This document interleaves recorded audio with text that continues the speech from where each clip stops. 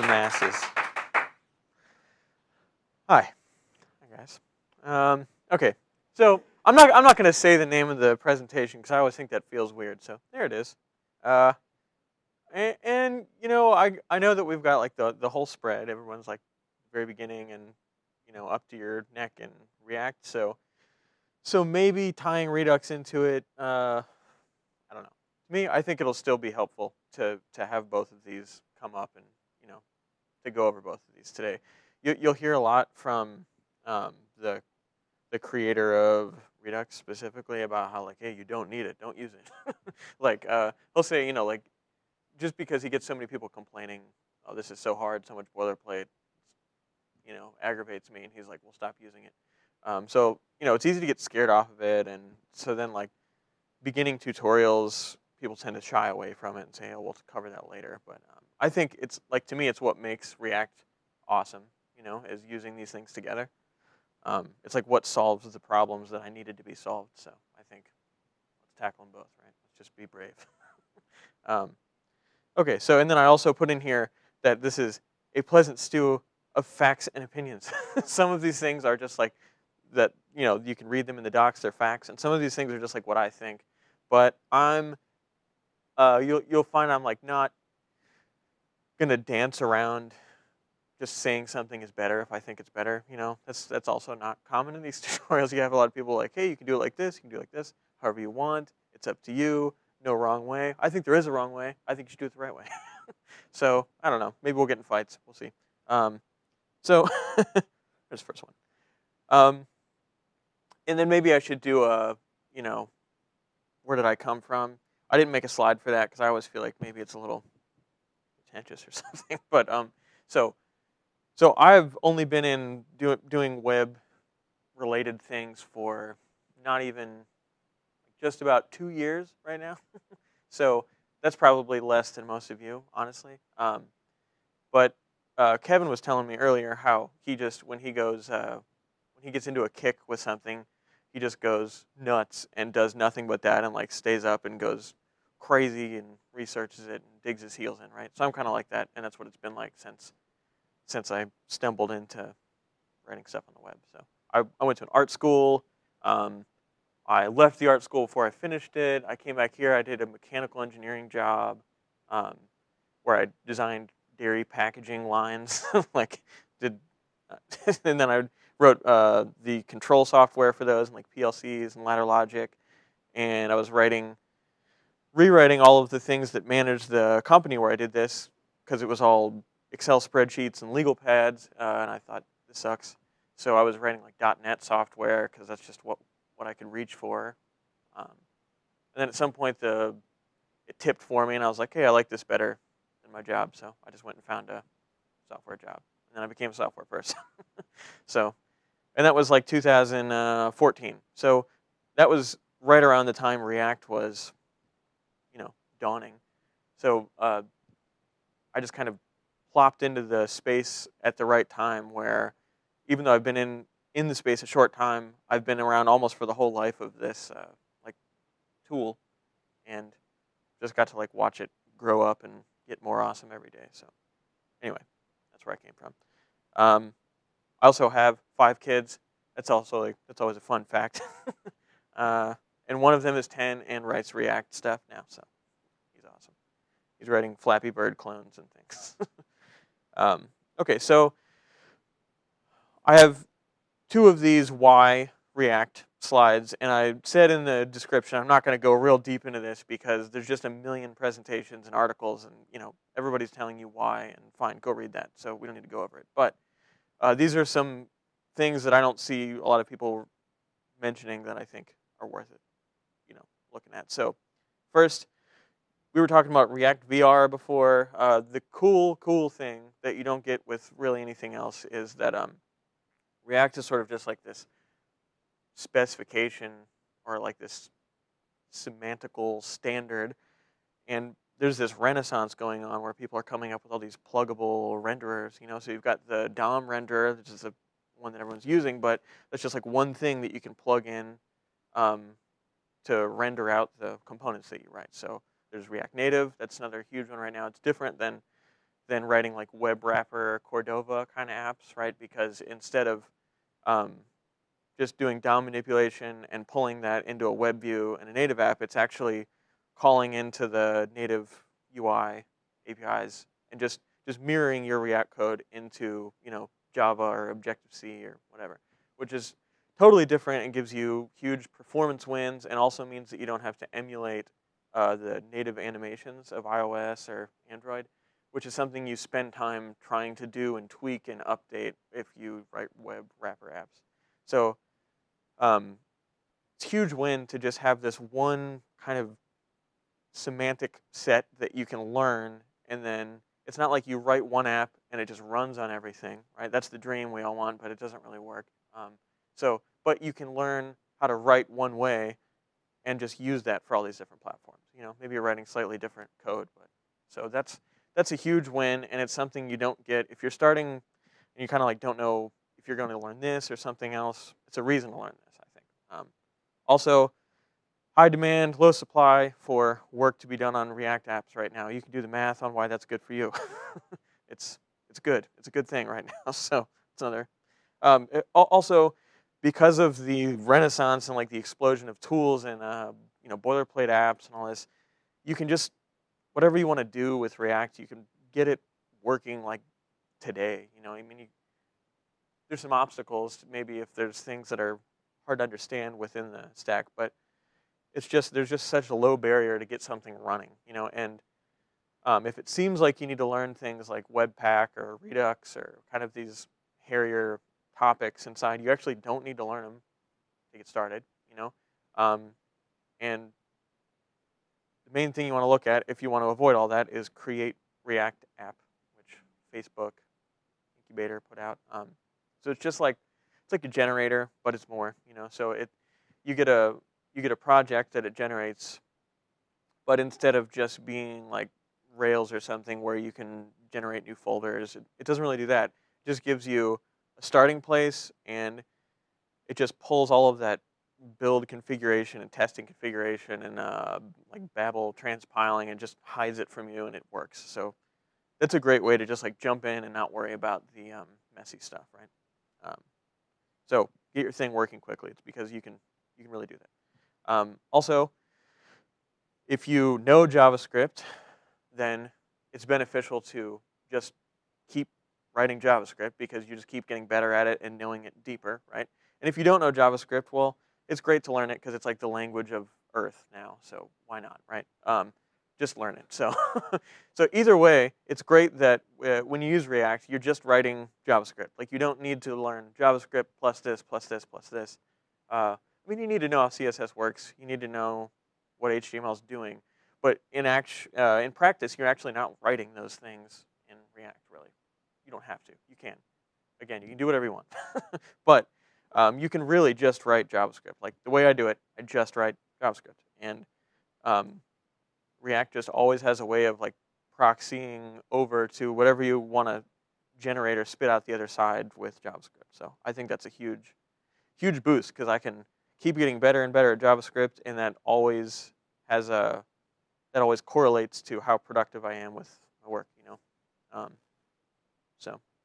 But you know, I go down so many rabbit holes. I don't even know if I'm that productive, but I feel like I am. Okay, so that's why you could start with it. Here's why you could switch if you're using something else. And I said you can switch if you might be using other frameworks that shall remain ng nameless. You guys get it? Yeah. So, maybe if you hate race conditions and digest cycle issues. So I don't know. I'm just gonna. It's on YouTube, and maybe this is offensive, but if you've used Angular on things, you've probably just sat there and banged your head on the desk about this kind of thing. Like you write some little handler, and then you put like a log in there, and you find that it's firing like 1,500 times when you wanted to just click one thing. And you're like, what? So then it just crashes the whole day. Everyone's crowded around the desk. You're on Stack Overflow again. You're looking things up, and I mean, years of writing Angular apps, I still run into this. I have a project I have to use Angular on right now for the UN, and it's running into it again. I just makes me crazy. So I love to skip out on that and React like never once have I run into these things. Just built differently, you just get to avoid that, right? So also unit testing. I'm a big testing nerd, and pretty much anything else you use as a front end library, you're going to need to wire up like a headless browser and sort of like boot up a fake version of your app and fake click this and fake look at this and see if this happened and then look back and this should say this now that I did this. And it's hard. The testing's hard, which means people don't want to do it, which means they do it less, which means the benefit from the testing never happens, you know. And it means the culture of testing in a team never happens. It's all just, I don't know. It works if you want to be diligent about it, but it's, you know, it's hard to be diligent. So one of the cool things about React is that you can, because it's essentially just spitting out this representation of the DOM instead of you, you know, manipulating the DOM, then you can run your unit tests just kind of the same way, but just rendering everything to strings and checking the strings, which makes everything super fast, super predictable. You can do it on the server. I mean, it's just awesome.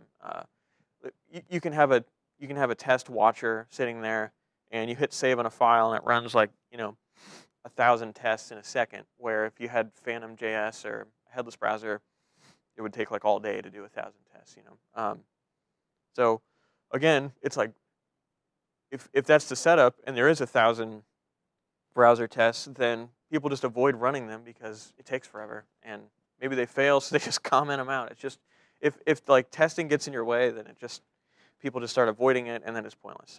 So I think the fact that React just kind of like guides you, or just doesn't put up any fight or friction around testing, is a huge thing for me. Okay. Also, this is kind of these are both kind of Angular digs too. Since sort of every cool part of the functionality of React doesn't come from the core team, it doesn't come from the framework, it comes from the community. It's like plugins, libraries. You just write something in your own app. Everything cool about it lives in that space, like in user space. And then as far as like what the React core package gives you, it doesn't change much. It doesn't need to change much. Like their changes aren't that exciting. There's an exciting one coming up, but that's rare. And I love that because that means you don't have to wait for this giant organization to like make a decision through all of their decision-making processes and have it crank along slowly. Like, I don't know if you guys were watching how long it took Angular 2 to come out. So that's like, that kind of thing is just, I hate to be sitting around thinking, this is how I want my app to work, but I guess I'll just have it work like that in a year when everything gets fixed in the framework. And you don't really do that with, you know, you just fix it in React, or you find someone else who fixed it and you just pull in the package and you're done. Also, the dependency injection thing. Okay, it's great engineering, but I don't know. I feel like I don't get the benefit of it in practice like I should, you know?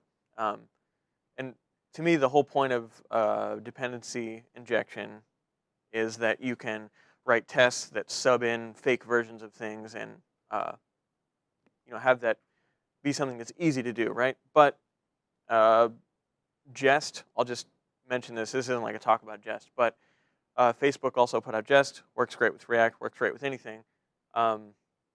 Jest is like an awesome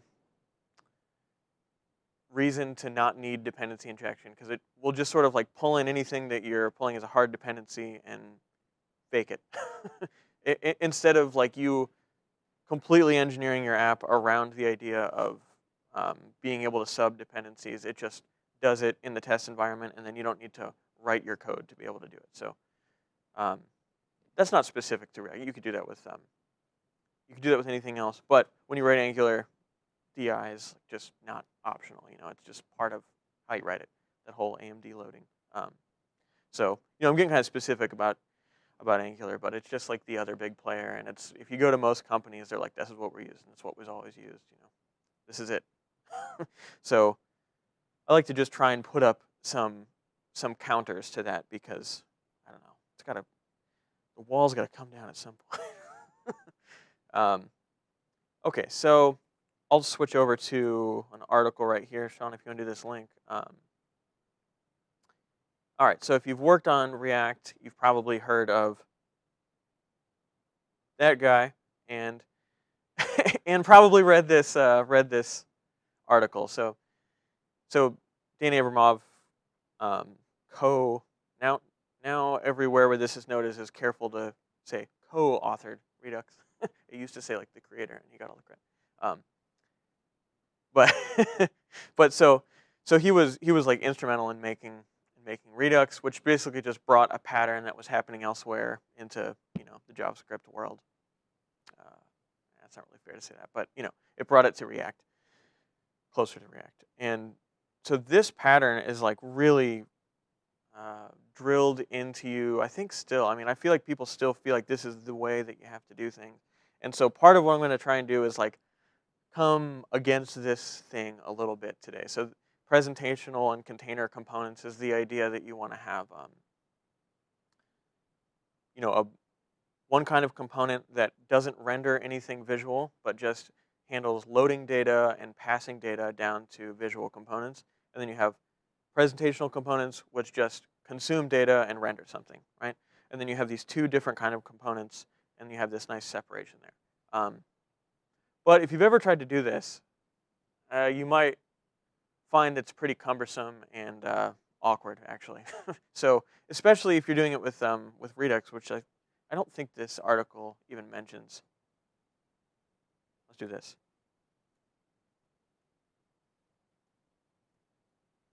A couple times. But this isn't even about Redux. But when people go to learn React and Redux together, this is like the first thing that pops up, and it's like, this is how you have to do it. And so I just want to offer like a little relief from that and say, you don't have to do it like that. And actually, I think there's better ways using these tools. So specifically, if you're going to use Redux to manage state in a React app, then every single thing is a presentational component. If you really buy into it, and that's also like a choice with Redux, right? You can use it a little bit, you can use it half, you can use it all the way. I'm kind of an all the way person, so if you're like really staunch about wanting to just use it sometimes for some things, this talk might end up being annoying, but it's but I think it's really useful and awesome. So, okay, so okay, I'll go to this. When you first heard of React, you hear of JSX, and there was like all of this controversy when this was first coming out because, we can't mix the markup language into the JavaScript and into CSS. It's got to all be in like these columns and be separate, and that was kind of this religious thing in the web world. And I said, I only came into this about 2 years ago, so I hadn't had that beat into my head much, so it was easy for me to let go of that, right? I sort of like came into the world when it was being challenged. So, so that was a big thing that came up, and there's usually the argument is, well, you have to have your separation of concerns. Say that, but it's kind of like a misguided, because really what they're saying is all you get there is separation of language, because if you have a template file and a JavaScript file that works on that, and then a CSS file that only has to do with that template file, all these things are entangled completely. You can't get them apart from each other. They only have to do with each other. They don't help you with anything else. They're already encapsulated. So you don't have any separation of concerns, really, by splitting the file, right, into different languages or different files. So like that, I think, is not really an issue, and I think a lot of people see that now. But that idea of separation of concerns is a real thing, and so what I'm talking about today, as far as having only presentational components and then really buying into something like Redux and doing all of the logic with Redux, is a real way to get the separation of concerns, I think. So you have any like transformation that happens to data, and anything that needs to operate on it or change it happens out in Redux land and logic land, and then the components don't do any of that. They just say, give me some strings and some arrays, and I'll loop over them, run into the strings. But they're not doing anything internally to like format dates or add things together or concatenate things. They don't do that. And then if we keep those two things apart, that really is separation of concerns, right? You have things that just render data, and you have things that create the data for that to render. So I think that's an important thing to chase after. So then also, like I was saying about the unit testing being fast with React, so that's cool. But also you can, if you kind of buy into this thing that I'm selling here, you can easily test the UI components in a way less complicated way. So instead of saying, when I click this, I should look at this property and it should say this and blah, blah, blah. You're just saying, given these props, given these, maybe that's kind of like a React term.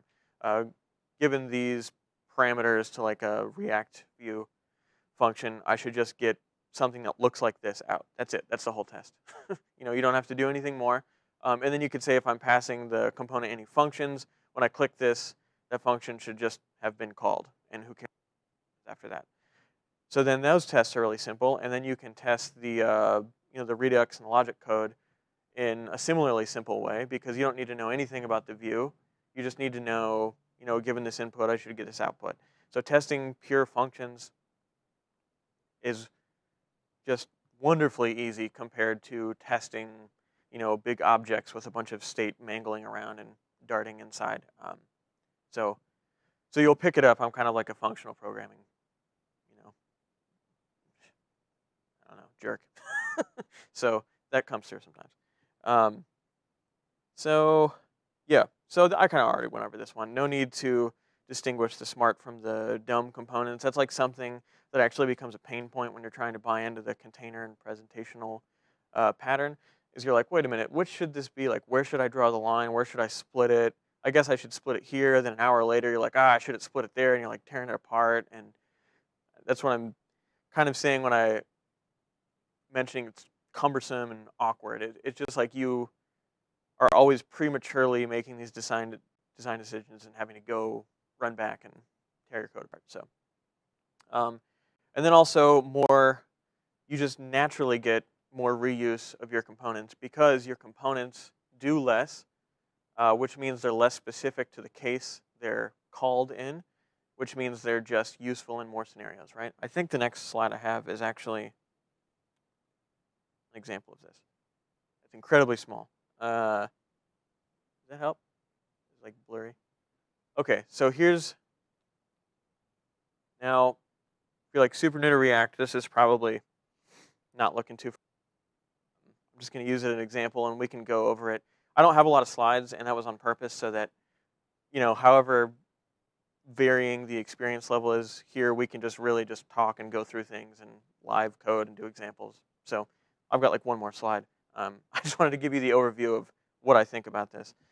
So here's like as much as I could simplify this concept, I tried to do it right here, right? So up top here, you have a component that is doing logic inside of it. Obviously, it's not much, but I'm just trying to like get a minimum case here, right? So it's a lowercase link, and it takes a URL that gets proxied over to href, right? And then it takes text, and if there is no text, it just returns nothing because it's got that and chain. And if there is text, then it gets piped in there and it gets lowercased, right? And then that's like the link text.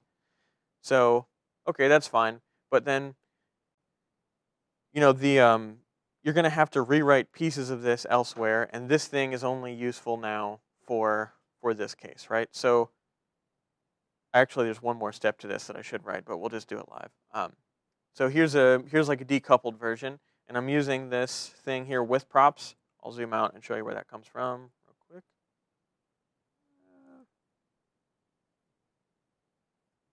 Here's a link.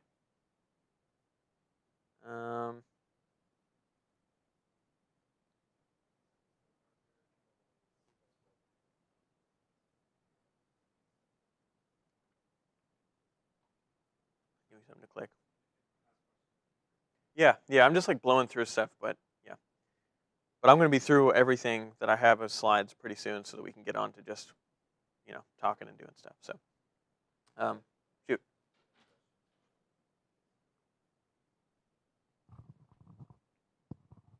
I had a question on the code snippet that you had.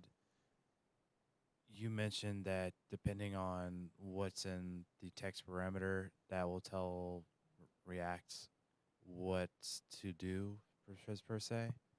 Yeah, you know, the way that I wrote that is just that here's it's receiving a text property, and I don't know. This is kind of one of these not very clear JavaScript things, but it happens a lot in React. It's like a guard. So it's like if this is here, then this this and operator will continue on, and this next part will get evaluated. If this is a falsy value, then this and will fail, and this will never get evaluated. So it'll return like undefined or null or something. Is that kind of what you're saying about like how are we telling it what to do based on what text is? Okay.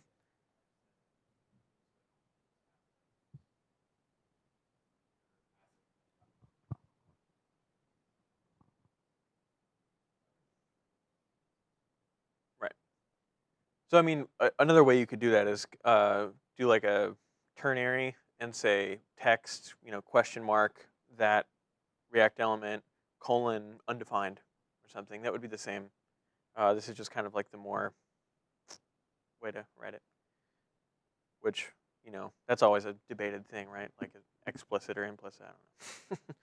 It happens a lot though. So I'll just run over and show this real quick. This is this library called Recompose, and you'll see me pull in a bunch of libraries. And I know that's like another thing that I've debated with people at companies a lot. Like, hey, minimize those dependencies. Like, don't pull in a bunch of stuff because it exposes you to all this risk. I don't know. I don't think it doesn't bug me. I just think like if there's a bunch of nice little useful modules that I don't have to write and maintain and spend time thinking about, then I don't know. I'll stop using them when I actually see a problem. I have never seen a problem. Left pad, whatever. That was- it's not really like this kind of thing though. That's a it's a different level. Um, so so I pull in a lot of things and use them because I know that if I didn't, I would be writing them myself and storing them in like utils folders, and it would be then I'd have to like publish them and pull them into a different project. And then at that point, why am I not just using somebody else's thing that's really robust and tested and has a million people working on it, right? I don't know. I don't even know how that's an argument, but it is. Um, so Recompose is a library to basically everything, every utility in Recompose sucks in a component and it does something to it.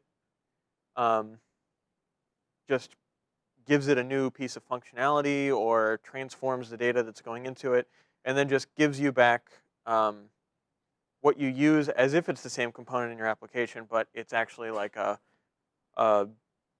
phantom component giving you the extra functionality with the normal component inside of it, right? So that's a higher order component. You've heard of maybe like a higher order function. So that's a function that returns a function in JavaScript. Um, so a higher order component is a component that renders out a component, which is actually every component. But anyway, that's what all of these utilities do. So with props, um, here I'll show you that. Okay, so the way that I'm using that, I'm giving it first a function, right? So it's just taking an object that might have a key called text, and if it doesn't, it'll default to link. And I'm using, the newer JavaScript syntax. That's another thing I'm not going to dive all the way into unless you guys really want me to, because again, it's covered everywhere. If you write JavaScript every day, you're already like every time you start a YouTube video, somebody's like, "Now this is ES6," and okay, it's like it was released like 2 years ago, so you can look it up.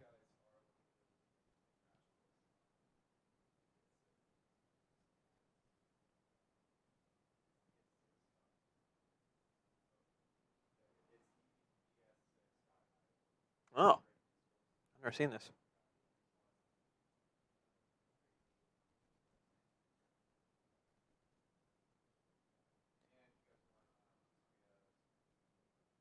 Oh, this guy. Yes, he is. I've seen that guy. West Boss. Okay, cool. That's good. Yeah, so it is definitely something to, if you're like writing JavaScript but holding off on learning that because you're not sure if it's a real thing yet, it's real. Just learn it. It's awesome. um, like that comes from a lot of PR debates where people are like, don't use that this thing here. This causes so much fighting. It's like, don't use that. It's not clear that it's a function. Well, I don't know. It changed. It's real. It's been the specification. It's a real thing. So I love it and use it all the time. So okay, so this takes a function first that is going to have a property um, text. If there's no property text, it'll default to the string uh, link, right? That's going to cover this case right here. So it's going to cover the case where there is a falsy value there. So instead of like guarding it and returning nothing from this component, we're just going to like default it to that. So right, right. And then what we return from here, right, is an object that's going to be the props that are passed to your component, which I'm sending as like the actual argument to this props utility, right? So this is like the idea of this, how this works is has some roots in functional programming. So if that's not familiar territory, this might really look crazy, like really look uncomfortable. But I don't know, maybe we'll go through enough that it'll start to get a little cozier. And then if you guys have questions, like we can talk about that because I love talking about that topic all day long. So then I'm just basically taking whatever this text property was. If it was nothing, then it's link. And if it was something else, then it just is what it is. And then I'm saying now I'm returning an object with text, doing that transformation, and that's what gets sent to link, right? And then now link doesn't need to do anything. It's just going to accept a string and a string.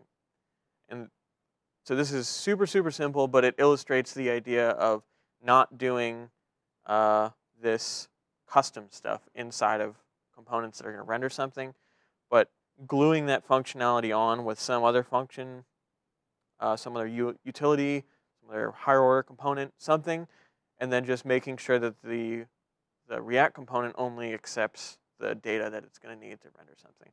So the nice thing about that, I didn't do it here, but this function here, I could like extract and say, um, I don't know, transform text. I could make that a function called transform text, right? I could say const transform text right here, pass it in here, pass the next parameter as link, and then I could have a unit test file outside that write a test around transform text, right? And then the cool thing is that test doesn't need to run in a headless browser. It doesn't even need to understand how to render React components. It just needs to be like a straight up server-side kind of unit test for the job. And so most of the logic and most of the transformations that happen to this data that you're going to render can all be done like that, so that your tests for those are just straight unit tests instead of tangly UI code. That kind of like sums up why I'm sold on this and like why I just can't use anything else. I have to use other things, but I'm just silently while I'm doing it because I love that quality so much. Okay, I put in this quote. This is actually like the last slide that I have before fun times. but this really speaks to what I'm trying to do with this React approach, right? So this is Rich Hickey. He created the Clojure language. He has like lots of great quotes like this. He's just one of these quotable genius guys. But he has actually a whole talk. Oh, maybe look this link up. I don't have it off my head, but it's called Simple Made Easy, Rich Hickey. It's a great one to watch. And it was like one of these pivotal, I'm always going to do things differently after I hear this kind of talks for me. But he talks, the kind of TLDR of that talk is that simplicity and like ease aren't really the same thing, right? So if something is simple, it doesn't mean that it's easy. And if it's easy, it doesn't mean that it's simple. And often they're really perpendicular to each other. If you write something and there's lots of, if you use a front-end framework where everything's really black boxed and it just works magically and boom, you just write like this thing here, and you have what you want. Now that's easy, but is it simple underneath? Never. And is it simple to extend it or to like figure out what's going wrong when you run into a problem? No. So the symptom of something being complex a lot of times is that it's easy. So the symptom of um, it being difficult or a little more verbose or explicit to work with something is usually that it's simpler on the other side. So there's kind of this relationship between these two concepts. I think it's really interesting, and it's like not intuitive. It's something that you can you think about it and you're like, oh, I guess that is true, and you can think of some examples. But naturally, we just think if something is easy, then it's simple. If it's simple, then it's easy. It's not. So he says simplicity is really hard work, like making things, taking code and unbraiding it, as he calls it in that talk, is takes a lot of thought and a lot. Yeah, not as much code writing, but just like a lot of like beard stroking, just looking at it and just like, how can I do this? How can I do this? But that thought has this huge payoff, like he says in this quote. You know, because of that front-loaded effort on making something simple, you've gotten sometimes the hard stuff out of the way, and then when you go on to the normal work of we got to change this app and update this and put this new feature in and fix this bug, all of that stuff is just going to be so much softer and more palatable because you've spent the time to make something simple, right? And if you rush through at the beginning and you do it the easy way, your boss is happy because you got it to him.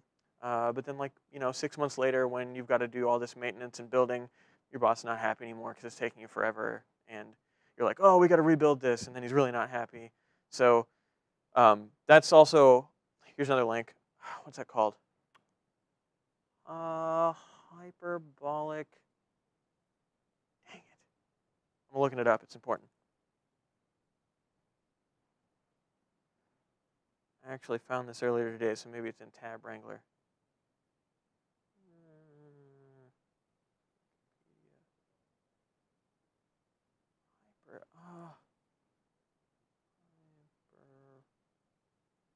Oh, come on. It's not my history. I'm going to the history. You can edit this out if you need to, Kevin.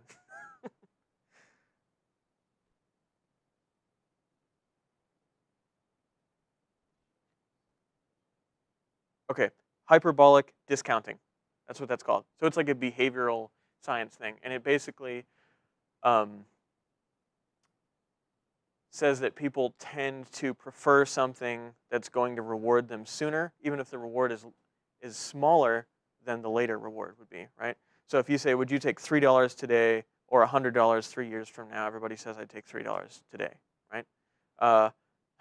So just because we're like, well, 3 years is so long, who cares about $100 over 3 years?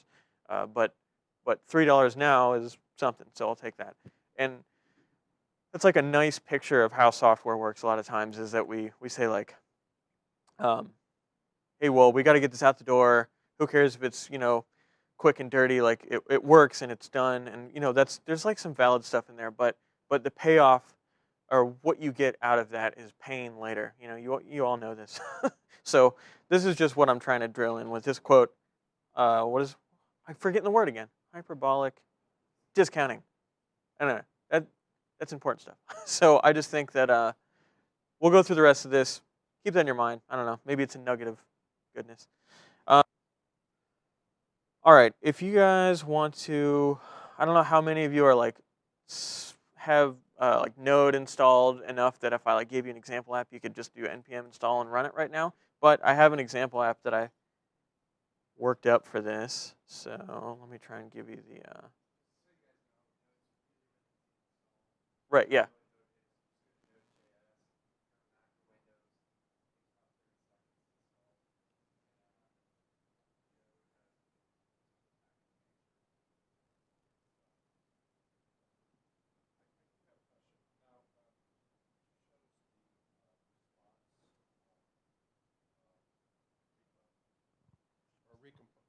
Recompose, yeah. Recompose, I'm sorry.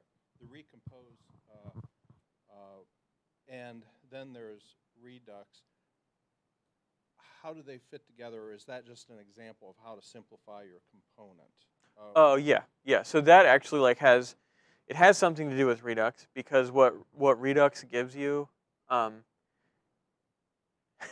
what Redux gives you, like Redux connect, that function, is a higher order component. It doesn't actually say that in the docs, I don't think, but that's what it is. So, and what it does is that little props mapper that I made there. The first thing you send to Redux Connect is map state to props, right? So I could get more into this in a minute, but it's, you have your Redux store, and it has that big single state atom object, and map state to props says, okay, given that state and the props that you sent to this component, do whatever transformation you want, return an object that represents the new props, and then that gets glued on to the base component the same way as what I just showed you right there. But so that's the same principle with Recompose, but Redux uses it for a different reason, right?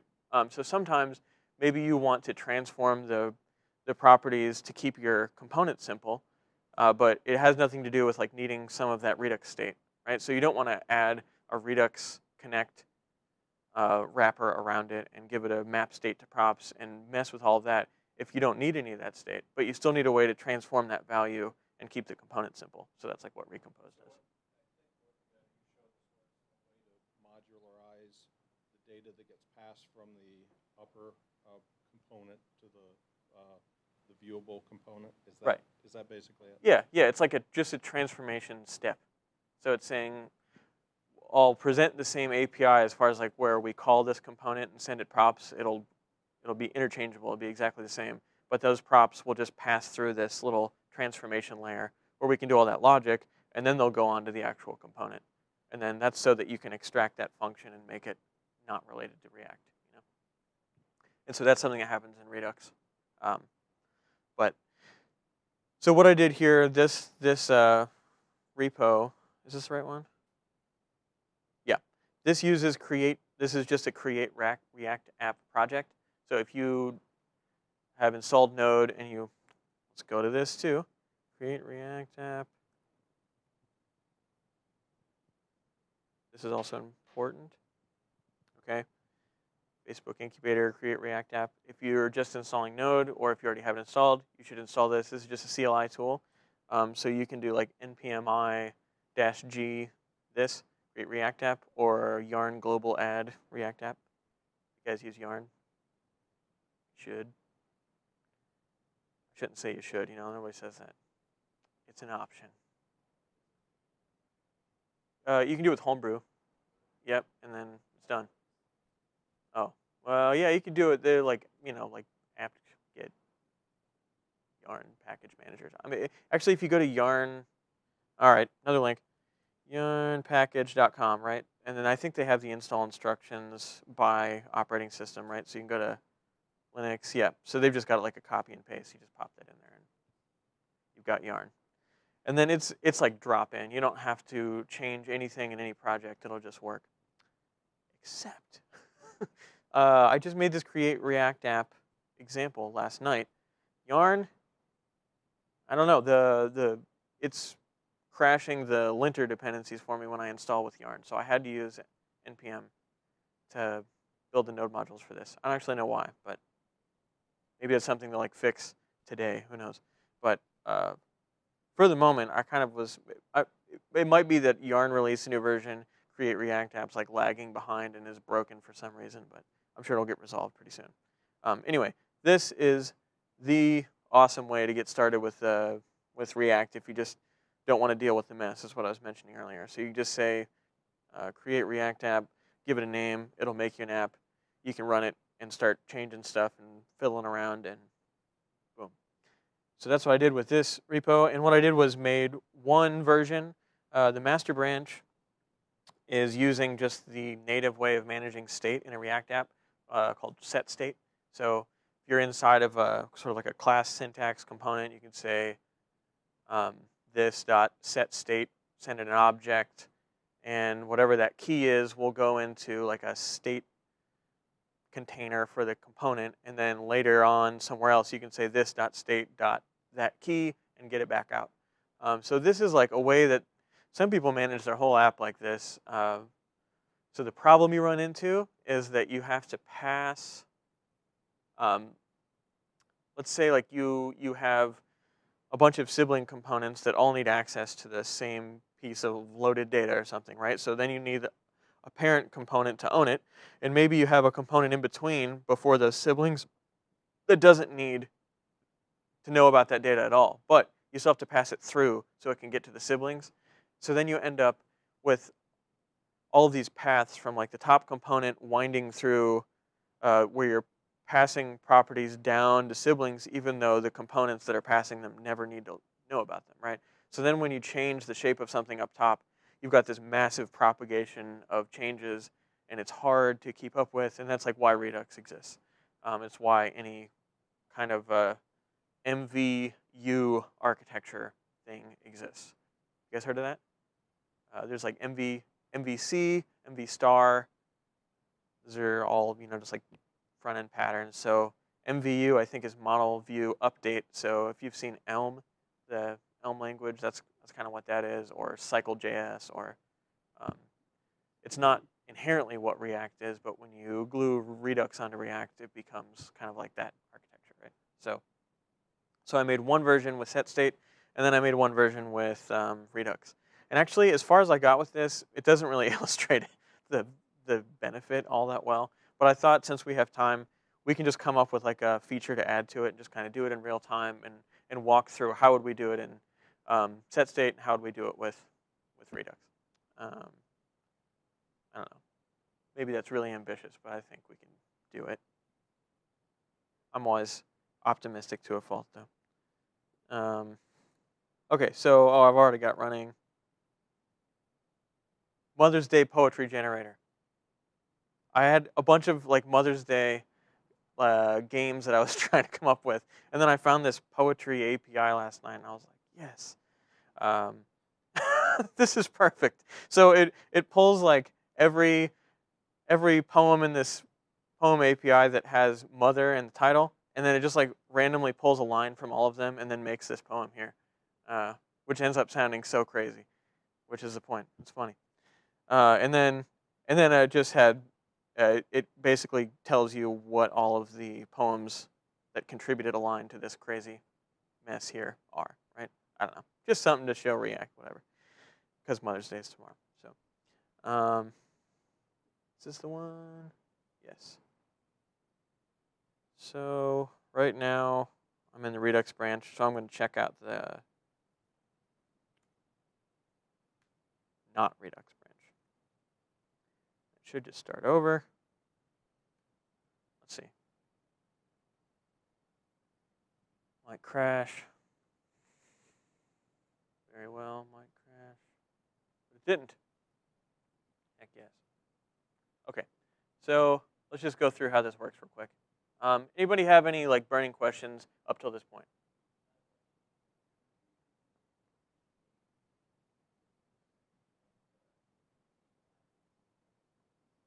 Oh, how do I do that?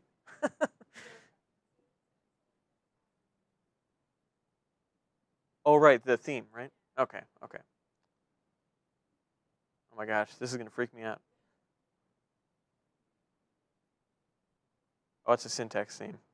Woo! Okay. Wow. Hold on, I think I need to change the UI theme or else that's gonna look Adamite. Okay, that's a little more sensible. All right, we're back.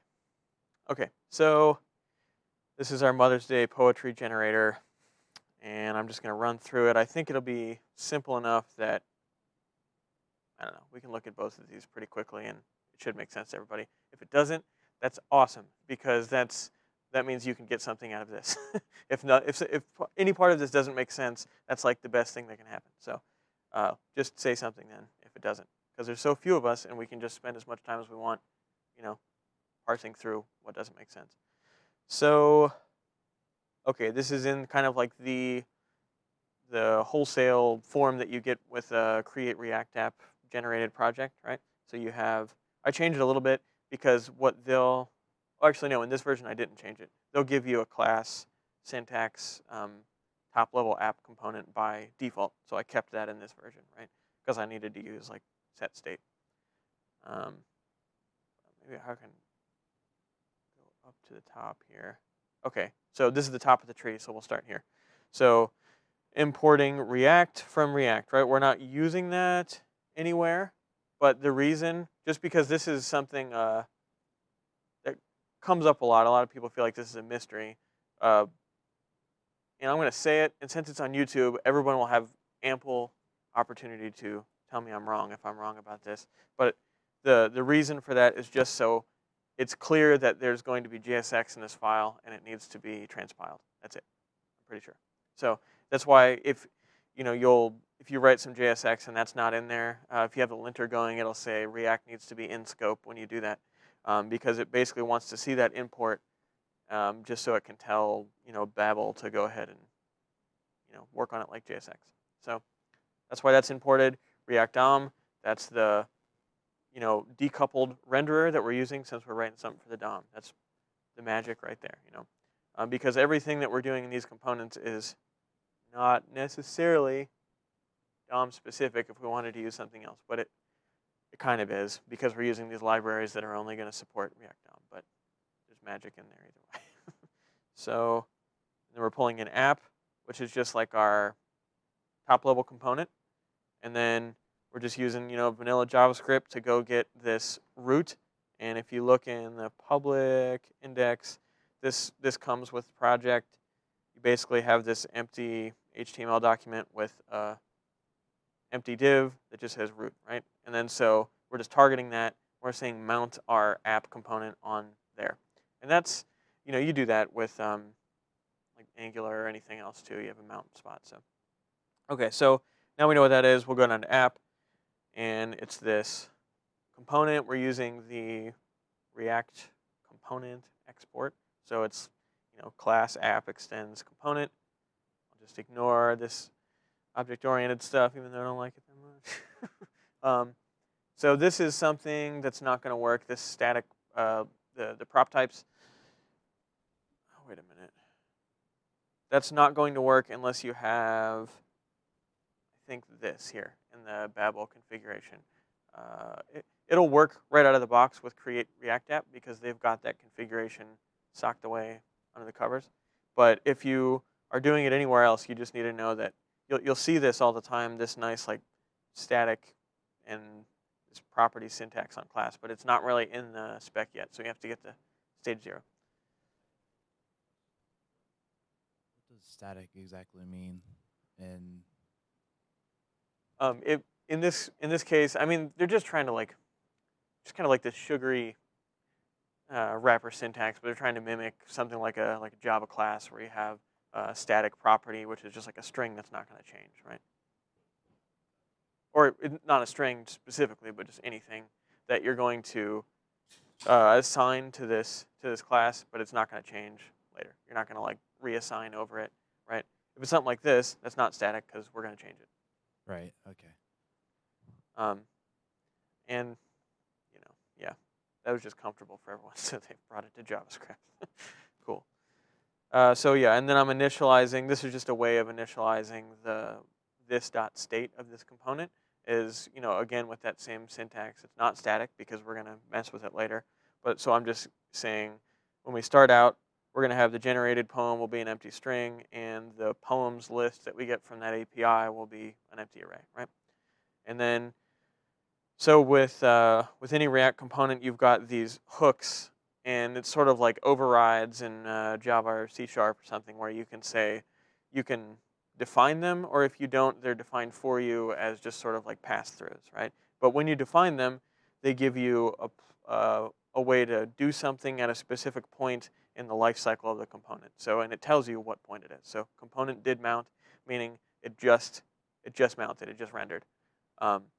So right at that moment, you can do something. There also is component will mount, and there's component will update, and there's component should update, where you can return a Boolean that tells it whether it should re-render or not. It's really flexible. It's a nice feature. So if you're gonna write, container and presentational components, then usually the way that you will do your container components is to have a component did mount hook in the container component where you get your data and set it to the state of that container component, and then you'll be able to pass it down to the presentational ones, right? Shoot. Is fork, is that part of Git poems? Oh yeah. Well, I can go. There's some Kyle specificness to this, I guess. But okay. Git poems comes from API file right here. Okay, and so I'm using this library. I use this a lot called Flucrum. I think I always have it up. I'm always looking at this page. But basically, it's like an alternative to promises. So it's like promises, but there's just some specific advantages, and it's kind of like lives in the functional realm, right? So it's like you can define asynchronous chains of things that have side effects that reach out and do like impure things, but you can wrap it all up in a bundle and it doesn't run, like it's lazily evaluated until you call fork right later. So other than that, it's a lot like a promise, but it's different because when you call a promise, it happens now, like as soon as everything happens now. And this gives you like control over when. Yeah, so I just have a question because you're showing like an entire development setup and using a text editor or an IDE. Is there an easier setup like or a tool that you would recommend just for like playing with some of those like alternative methods? Just like spinning up something. Like You mean for something like this? yeah, yeah. Like for it's- like testing out how would I do this compared like, to promise or yeah, something? like if you're demoing something without, having to install files. So I'm trying to think if CodePen has something like that, or if there's something specific that people Actually, use. here's a couple React. things. This would be some good links. Web pack bin. Have you guys seen this?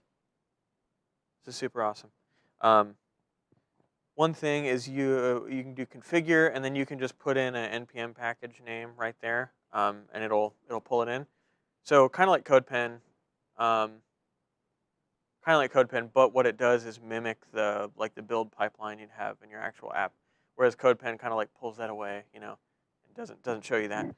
So then you can put in all of these Webpack loaders. So you can have it do Babel or none of these other ones really matter. TypeScript, CoffeeScript, kind of dead. Sorry if anybody's. Yeah. So, but this is really nice because you can basically like what I have going in this Atom and like have it running locally on my machine. I could make this whole thing in Webpack bin and just save it to like a unique URL. It's free, and then you can even you can it says turn on live. You can turn that on, give somebody the link, and they could be like somewhere else entirely, and then like be driving your session, and you see it in real time. Then you could take back over. So it's kind of this cool like collaborative thing, and then you can export your bundle as like a zip file when you're done. So it's crazy. I was thinking of doing the whole presentation in this, but I don't know. It was easier to create React apps. So. But this is great for that. Also, for the specific tools that I'm going to keep pointing to, like Flucrum, Sanctuary, Ramda. These are just like go-to JavaScript libraries for me. I like abstractions, like I said. Like I'll pull them in if I think they're useful, and if I think I would write something similar and spend the time on it, then I'll use something that's battle tested. So if you want to mess with those, I actually, because there wasn't a good way to do this, this is hosted from my GitHub. This is like a fork of the Ramda REPL, but I just pulled in all the stuff that I use a lot. So that's koyak.github.io REPL. So in here you have, I think, future. That's let me see here.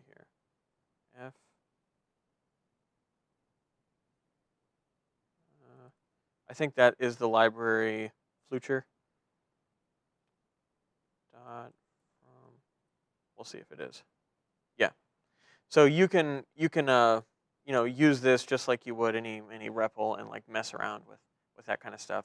There might be another way. Like you could put this together on Webpack bin, but I kind of like the immediate feedback loop of just like writing JavaScript there, seeing the output, instead of having to like if you do Webpack, then you need to have like an HTML file and then render it into DOM, and sometimes you don't want to deal with all that, right? So I think think this is useful. You have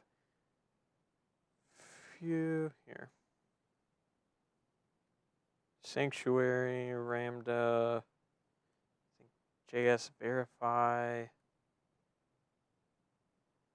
date functions, all of those are in there.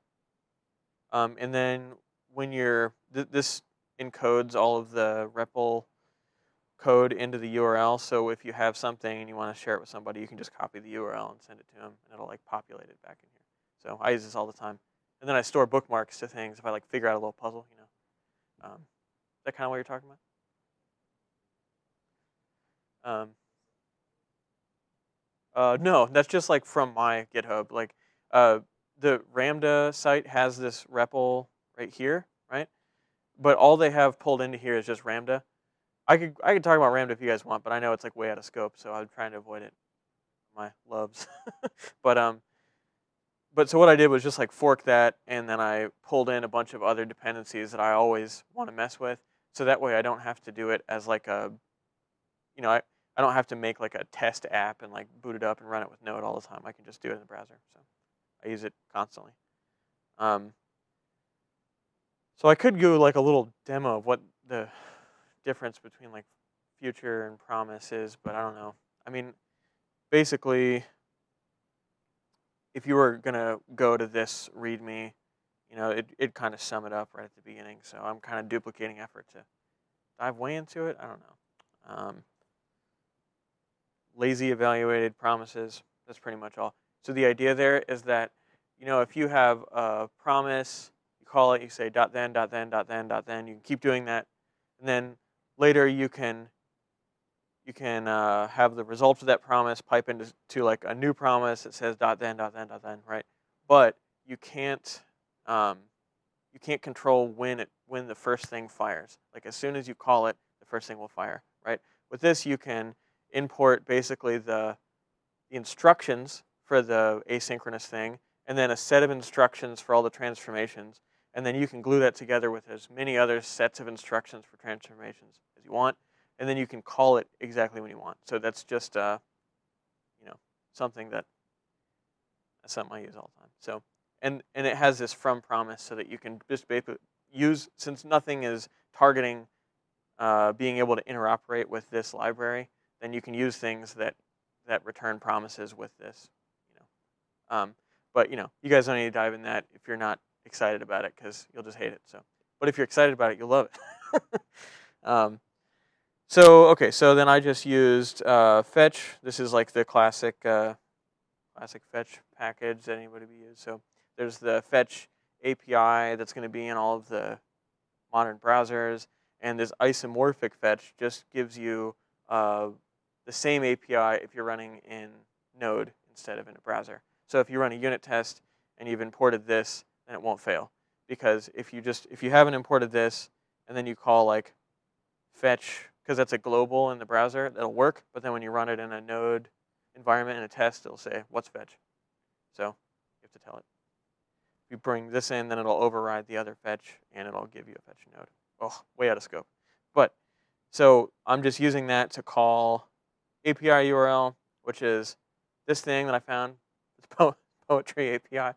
And then actually the one that is listed on the GitHub repo, it has like some CORS, you know, it won't let you, like it's got a CORS policy, so you can't really hit it from anywhere. So there's some service that I found that like wraps it up, and then you have an API key from them, and then you can hit lots of problematic APIs because they like handle the keys and things. So I just found that last night. Mashape.com. I don't know how you say that, but pretty handy. It's like lots and lots of little free APIs that are hard to use, and they write docs for them and make them easy to use. I don't know. So basically, I'm saying API URL plus whatever like query string I'm sending, options. This is this header that was required for that little wrapper service. And then just kind of the normal fetch thing where you have to say .json to code it. So that's what's happening. Oh, all the way back to this. When I say get poems, that's what I'm doing. I'm just calling that thing. So it's got the it's got the API URL, and I'm just appending this. This is just the syntax for that weird API. It's hilarious. Like the way that you do it, there's like commas in here, and then there's like semicolons in between. It's like nothing you've ever seen. So then I'm just mapping over the results of that, which is a list. It's just like an array of these poem objects, and then I'm just returning an object that one has that list, and then the next key is this generated poem, and I'm using create poem, which I put here, to make that to make this thing where I just pull a line from each one and stitch them together, right? And then I'm forking it, and when you fork something, you have to handle the error first, and then you handle the success second. So again, kind of like catch and promises, but promises don't force you to handle the catch case, the failure case, which can be kind of a problem sometimes. I think they're going to start doing that now, but if it's successful, then I just say this dot set state with the object that comes out of here, right? Also, map in this case with this future library is not map like array.map. So it's not taking a list necessarily and transforming each element. It's just taking it's getting into heavy stuff. Future is like a monad, so then it's taking the value that's kind of like inside of that monad container and giving you access to transform it and then putting it back in the container. That's what map does there. So if you guys want to circle back to this stuff later, love talking about it, so I'll do that, but I don't want to waste your time if not. So I'm getting the poems. I'm making this object that's basically the state. It's the same shape as this right here. And then I'm setting it to the state if that works. If not, I'm just spitting out an error into the console. Okay. So then the render method. Oh, here's another thing. I'm using. So I should say this. Anyone that's using React, what are you using for styles? Because this is all up in the air right now. Anybody have something they like using, or are they just confused on what to use? So then you just import it, like Webpack style, or do you do the inline, like make it a JS object? Okay, yeah. So like using CSS file, right? Okay, yeah. So like that's the way to do it. You can do the style key on a React component and make an equivalent of CSS, but it's a JavaScript object. There's a lot of ways to do this. The one that I love so much right now is styled components, and it has this kind of crazy syntax, but it's actually great. So this is another ES6 thing called tagged template literals, tongue twister. So maybe you could link to that on the MDN site. This is kind of like a slightly more obscure thing inside the S6 spec. But so basically, where's a good example? Yeah, you have a function that you declare somewhere, just like a normal function, but then the way you call it is with these backticks, and then you send it a string. And then basically that function has a contract where it accepts an array of like the primitive text, the variables, the primitive text. It makes it all into an array so you can transform it and do something wacky with it. So this library just found that feature and they used it. And what's cool is that you just write, you can't really tell because of you can't tell anyway, but basically this is just a string, and what's in here is just exactly, it is CSS. So it's just as if it was in a CSS file, but you're just putting it into a string here. And then so style.div, they have a dot, just like div.p.a. What are the other ones? There's other ones. H2. They've got like one for all the primitive tags. So then basically instead of writing a style sheet and doing class names and then writing those class names on your React components, this just makes a React component that has these styles on it. Underneath, it actually does make a style sheet and generate a class name for it. So this is getting in the weeds with this, but what you get is then you build. Shoot.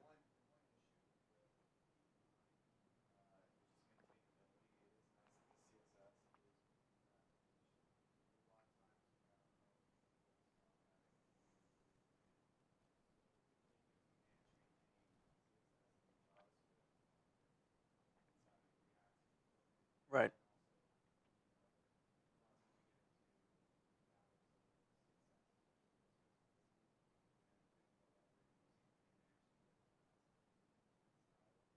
Right.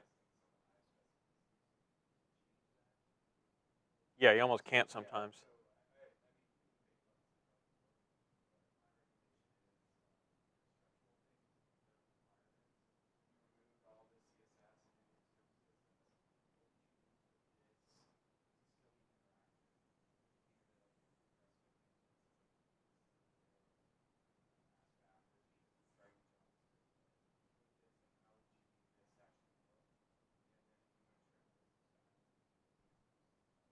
Right. Yeah. Yeah. There's like lots of trade-offs in this space, and yeah, yeah, and well, so and if you're gonna use this for actual like production stuff and use it in apps, then the thing is, you really just want to go all in, because if you don't, then what Kevin's saying about you've probably got this larger universe of CSS inside of whatever the suite of projects you're working on. And like if you're trying to manage both of them, it's kind of hard. But if you're on like kind of a green pasture project and you can just opt into this, it's really nice. You also make the trade-off that you can't reach as far back compatibility wise, right? It's just not going to work with like old Internet Explorers and stuff. I mean, you're just going to run into kind of, but I don't know. I don't care about Internet Explorer, but I feel like it's somebody else's job to usually in my world to decide whether that's important that we support Internet Explorer. So I just don't even think about it. And if it comes up, I'm like, all right, I'll tackle it. But I don't really like think deeply about can people use this on their like Windows 95 computers? Okay.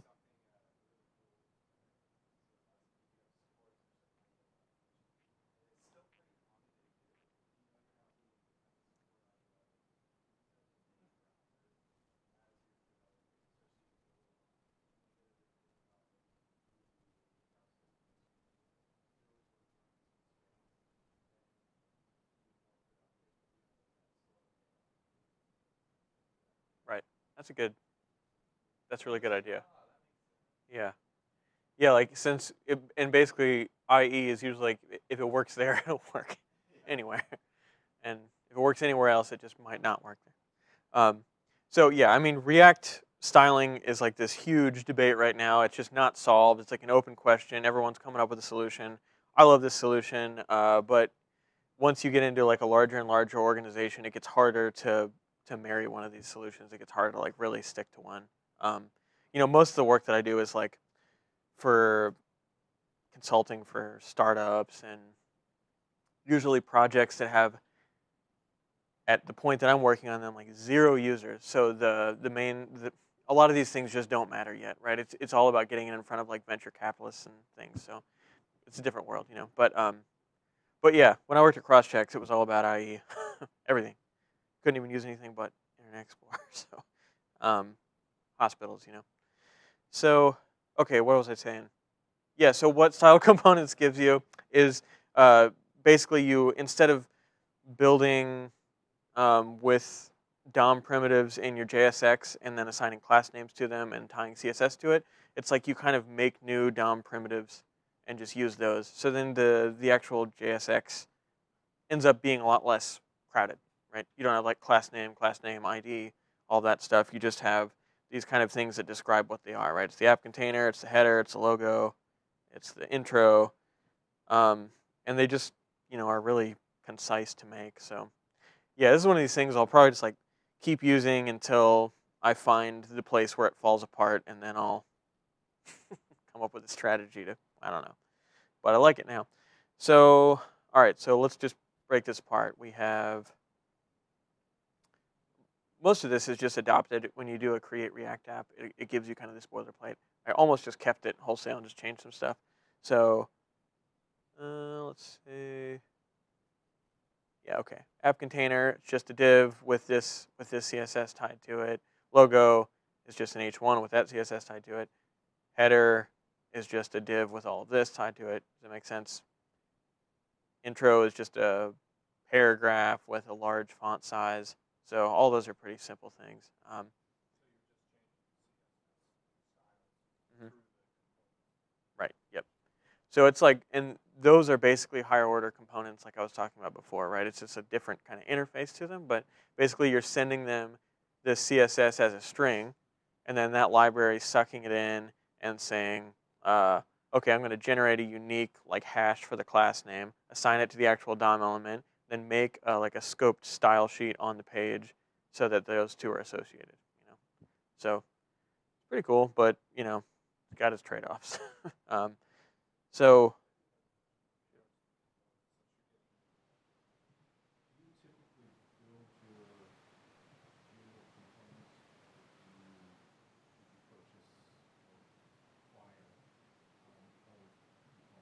oh, like get them from somewhere else. Yeah.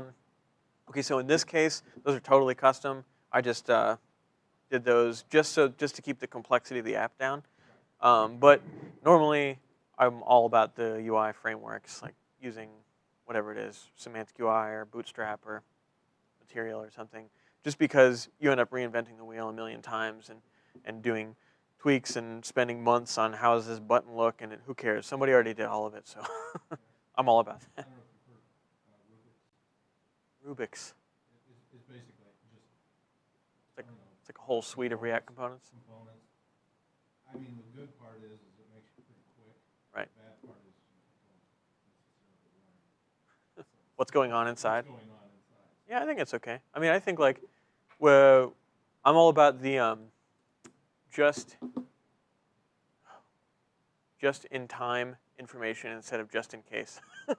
So, like, when you need to know something, just go find it, and if you don't ever need to know it, don't ever learn it because you just use up space in your head. That's how I think. So I'm okay with that. But yeah, the libraries are a great thing. Material UI is a big one in React, and on what Kevin was saying about the inline style conflicts. Oh yeah, crap. That's a rough one to use for that because all of Material UI is inline styles, so it basically overrides anything that you write in actual CSS. Like you could put class names on things, it doesn't work. So I don't know. It's something to know if you're going to adopt that. It's just it can kind of bite you if you've got all of this existing CSS and you want to use it. Okay, so I'll just go through how this works real quick. So right there, before anything is rendered, when that component did mount hook, another thing we were talking about the kind of race condition, like do I have this yet? When you're using lifecycle methods, you know that this is going to happen before render happens and before anything else happens. Other than the other lifecycle methods that come before it. But so we know we have that state, and then we're just rendering all these things, which are just basically like CSS wrapper components. There's a logo. I just put in like a little emoji heart because I couldn't find an SVG. And then title, some static stuff, a poem your mother will love. And then this block quote, which is just more CSS. I think I got it off somewhere. Yep, more styled components, right? And then I just put in this.state.generated poem, which I created up here and assigned to the state of the component, right? So I know that I have it, and I know that if this didn't work, then I have a default up here. So there's no case in which there's nothing there, That's an important thing I think in React is to make sure you have like defaults in place so that you aren't chasing your tail and be like, oh, I don't have that yet. I need to make sure I put that in a timeout so I get it at the right time. Like, you never have to deal with that if you just make sure you have a default case. So there's always values in place, Usually that just makes for simpler code all the way through. And then I'm using this Flexbox library, React styled Flexbox grid, just to get row. It just kind of like wraps up the CSS Flexbox implementation into components. And then I'm using this poems, which is an array, doing a map over it. And then I'm using a React component like a function, like we talked about. So that is right here. Yeah. Okay. So I'll just go over this real quick. This is, the card is style.div, so this is just CSS so that we get that hover thing, right? And card content is just to give some padding around the text. And then I'm using that Flexbox library to do this. Key is a thing that React makes you do whenever you're going to map over a component. You have to put a key on it so that it knows each element in that set unique from the other elements so that it can differentiate which ones it needs to render again, right? So it's got to be unique. It can be anything. They discourage you from using the index of the array because you can clash and things can resort, so kind of problematic. It could be anything. It could be like any primitive value. But so I've gotten into the habit, mostly because the linter rules that I have set up say don't use the array index, just because there are some problems with it. So I've just gotten into the habit of not doing that and just coming up with a way in every case to make a unique string. So in this case, like the author and the title are never going to be the same on two things. So I just made that the key, you know. So then I just had h4 of the author, paragraph of the title. So that's where this comes from. I don't know why I'm getting that second box. Kevin would know. Yeah, yeah. Looks weird, but I don't know. So then prop types, that's another React thing. Basically it's a kind of mini type checking system that they make available to you. Again, I have a linter rule set up that says do that. Don't ever not do it. So I'm just in the habit of doing it. But you import something like string from prop types. Holy crap, it's getting late. And then if you pass an object in and there's an author key, but it's like a number, then it'll throw an error and it'll say not supposed to be that. So that's kind of nice since it's not a typed language. You get those in there sometimes. With prop types, I mean, do you use that a lot in your own projects? Yeah, I mean, sometimes it can be, if you're doing any other kind of type checking, like if you're using Flow or TypeScript or something like that, then you end up kind of duplicating the type definitions by using this. So you can skip them, you know, if you're already type checking in a different way. But I haven't really like dove into using any of the static checkers yet. So this works. I use Sanctuary Def a lot of times. There's like a runtime type checker, but much to the sadness of anybody that I'm working with. So I don't really get to. I usually shy away on actual projects. People are like, why are you using this? Okay, so does that make sense how this set state version works? I mean, that's it. That's the whole thing. You go get the. Go ahead. Mm-hmm. Can you go back to the set state on the generate poems?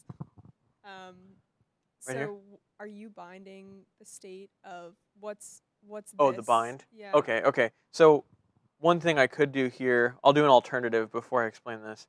I could say state this dot set state, right? I could do that, and that would work because, you know, with the arrow function, then you take the context wherever that function is defined, or whatever this is in that context, and you pass it down to the next one. But if I just use the function right there, like I had it, right?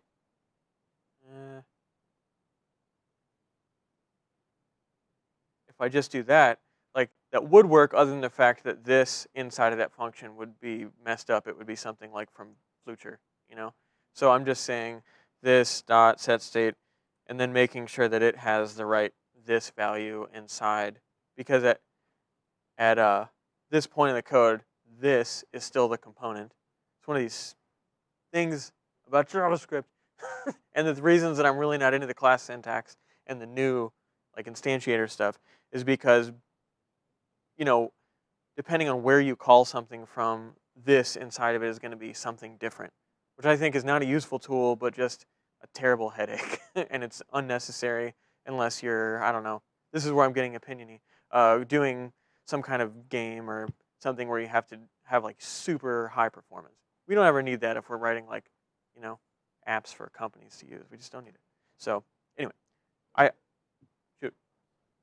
The this that's highlighted right there, at what level is that? Is this, it's not the component? That is the component. It is the Yeah. component. Because if I didn't do that, then inside of there, it would be the context of this future library, you know, since that's the context it's called in. So the way that I would normally write this stuff, I would avoid things. I would avoid ever mentioning this or new or any of that because it just is maintenance troubles. You know, I'm sure there's lots of disagreement out there, but it's being like kind of a functional programming person, that is just like a hard thing for me, but hard rule. But in this context, I got to do that. So I could write it like that way I just did, I guess. Just to be clear, maybe that makes more sense.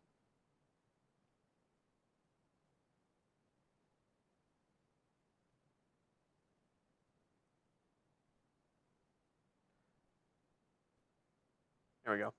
No binding, and let's see if it still works. Still works. So cool. Yeah, so that's the way that we're handling that there. But if we, so this is what I said where I'm not going to super illustrate why Redux is better, but you can read a lot on that. You can find the case for that. But I'm going to show you like how you would just convert something simple like this to use Redux, right? And I thought maybe we'd have more time, but if we've got 10 minutes, then I don't know if we're going to tag any new features onto it. But at this point, we know how the set state one works, unless is anything unclear to anybody.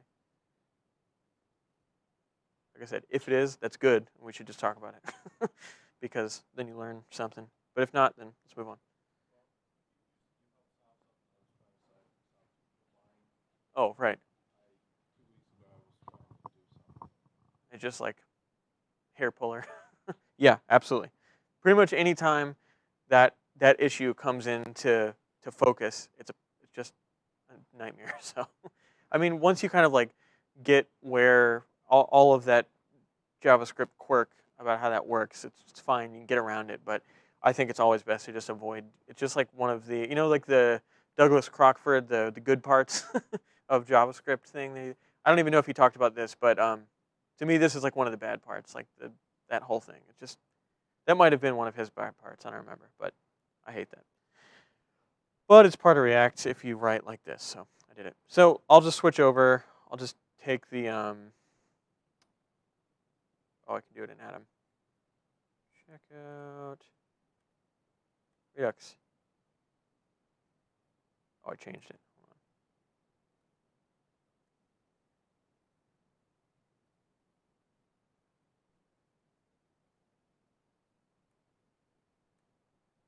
Okay. Now I got 10 minutes to do the hard part. Awesome. Time management.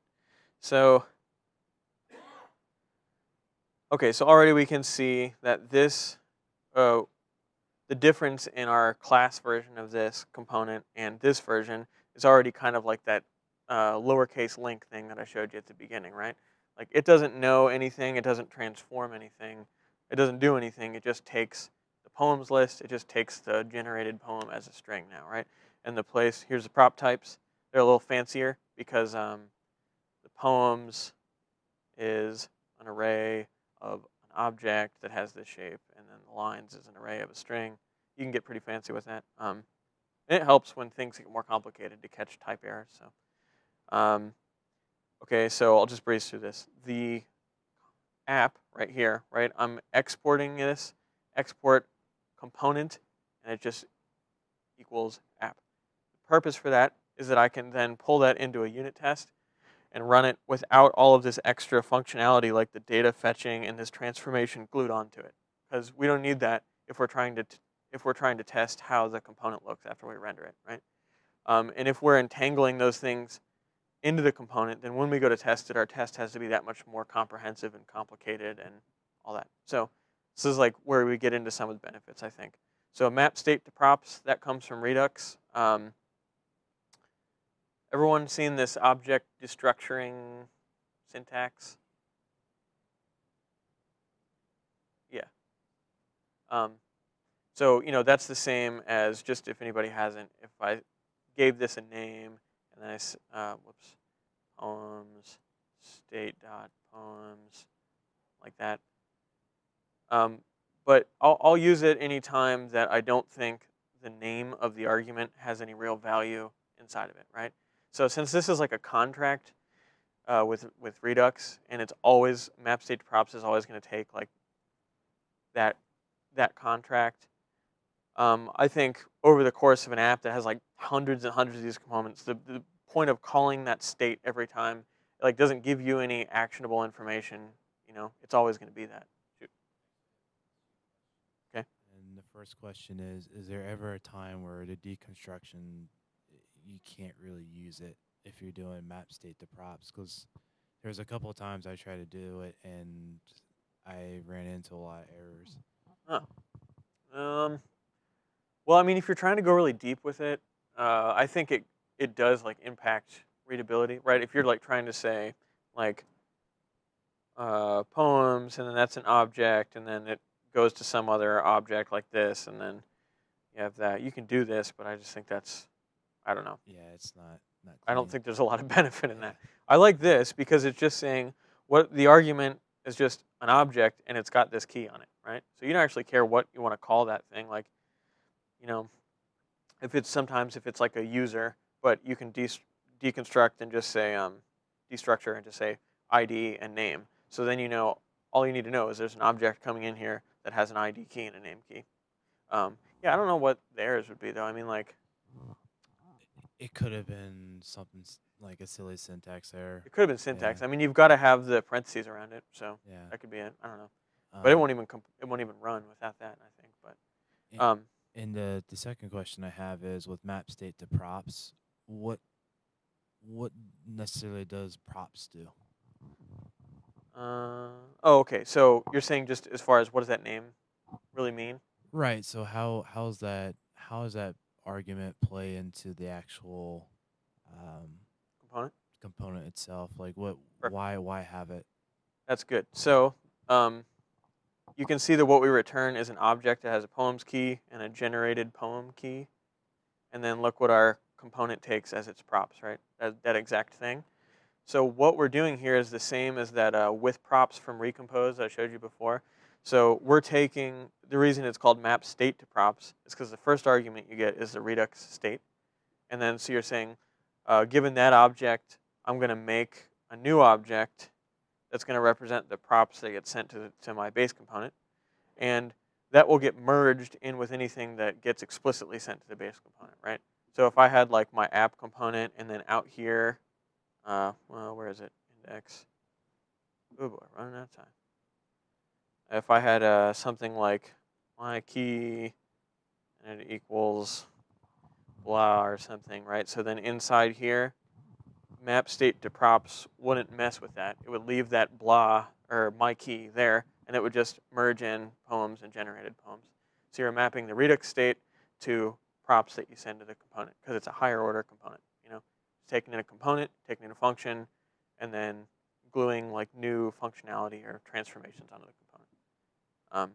So that's why I use that Recompose example, because really it's the same thing, but there's just kind of like all of this cloud around the Redux version because they don't call it what it is, and and maybe it's not common to call it that because that would be more confusing to people learning. I don't know. That might be it. What's this?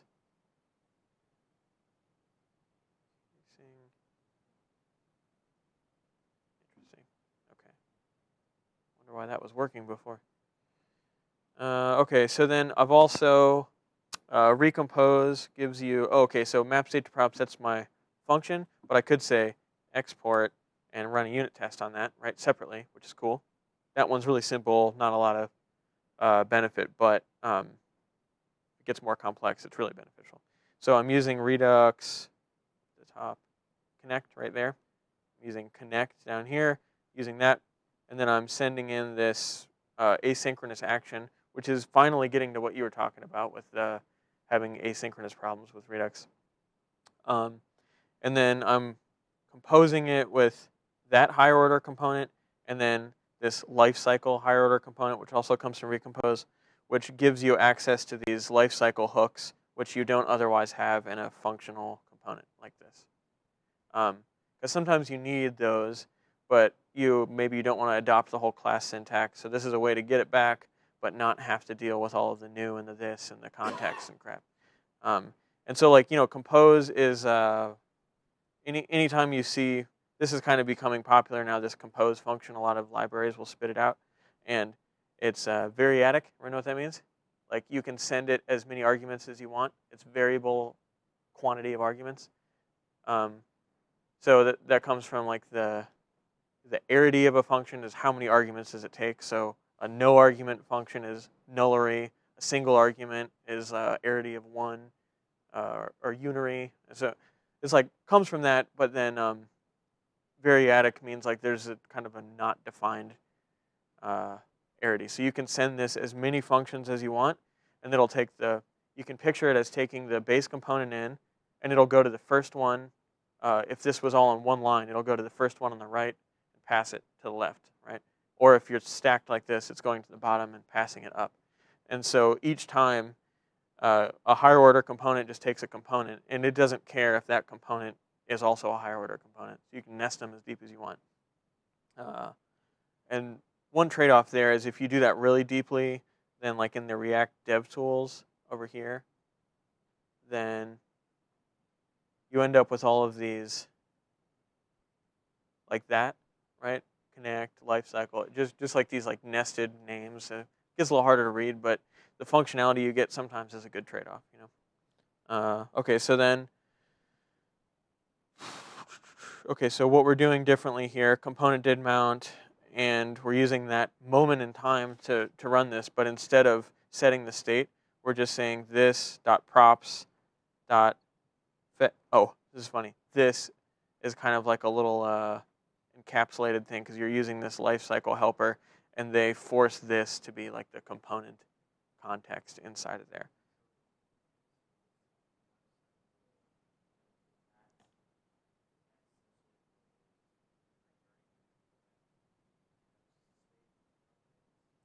It's just, it doesn't drive when it updates, but it's going to happen every time. It's not going to happen every time it updates. It's going to happen every time it's not rendered, and then the first time it's rendered. So then if you navigate like away from this page and this component gets torn down, when you come back, it'll did mount again. But if it's just that some props changed and everything re-rendered, then that's not going to happen again. But what would happen is component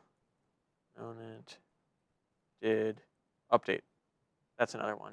I mean, they have all these on the docs, but so there's one kind of for every little granular spot you might want to do something in. So then what that does, because it's like, it looks like it's doing nothing here, if you, 12 o'clock.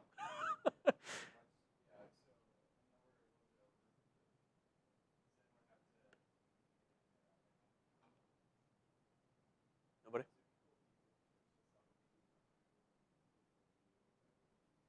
Mm-hmm.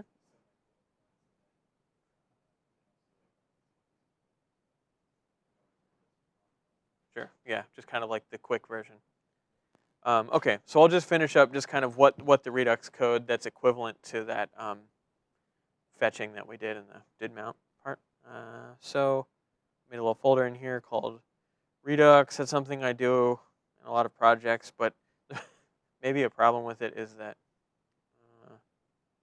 well, I don't know, if you import something from the actual library Redux and then from like /Redux, it might look kind of, it might be kind of confusing. So it's maybe not a great practice, but just something I did there.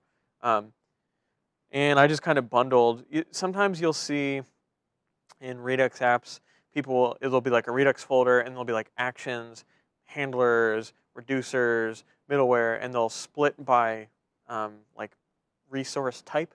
And that's kind of like an old thing to do, with MVC things. It's like views, models. But then the problem is you've got a piece of each unit like spread across all these folders, and then you have to like jump between them. I don't like that. So I think everything that's related to one kind of unit should just be bundled in either a file or a folder with an index file that bundles it all together.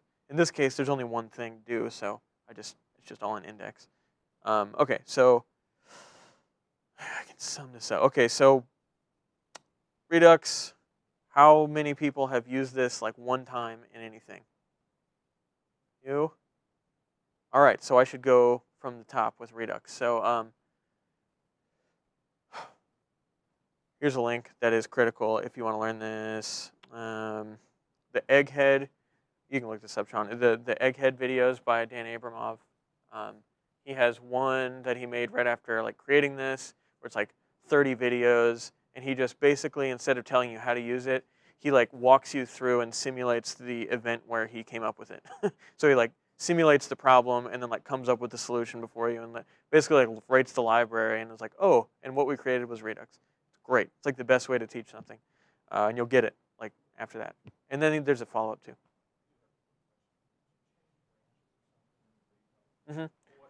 There's a Redux branch. Yeah, so I just had the other ones over on master. Yeah.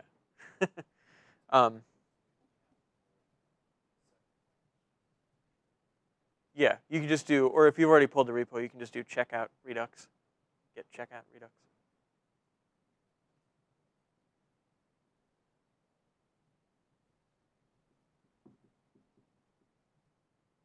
Wait for you. If I got ahead of it, that wouldn't be good. I can maybe do like a little quick summary of how the Redux thing works. Basically, instead of your state just being this thing that's distributed throughout the whole app, and anything can change it, anything can update it, anything can watch it, anything can listen. It sort of forces this restriction of holding it in one place and having only one mechanism to update it and only one mechanism to read back out of it. And so what that does is it gives you, if you have a problem and something's not right with the state, you always know where are the possible places something's going wrong, and then based on the situation, you probably know what part in that pipeline something's going wrong. So it massively, it's more code usually, but it's that simple versus easy thing. It's like it's more, so it's technically like more effort and thought a lot of times, but the end result is a simpler thing to comprehend and to work with and to change.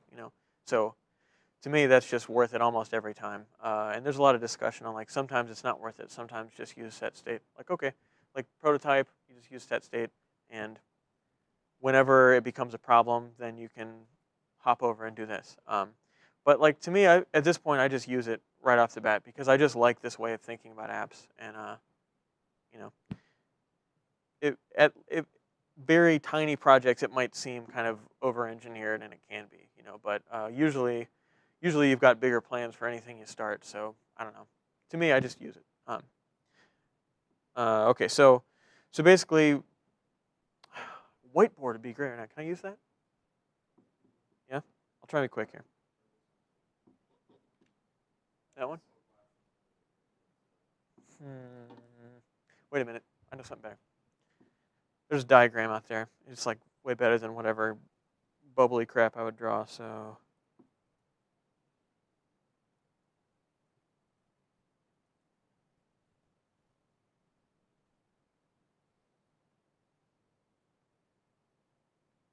yay.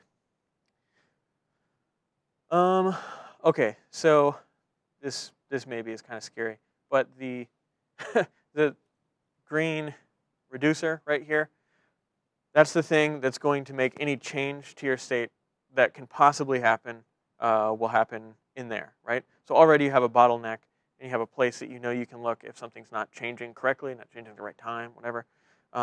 Actions are the only way that you can instruct something to change, right? They're just plain JavaScript objects that have a type string, and then they have optionally, the type is not optional, but anything else is optional. You can put whatever else you want in there. The convention is to say payload and put some kind of data in there, right?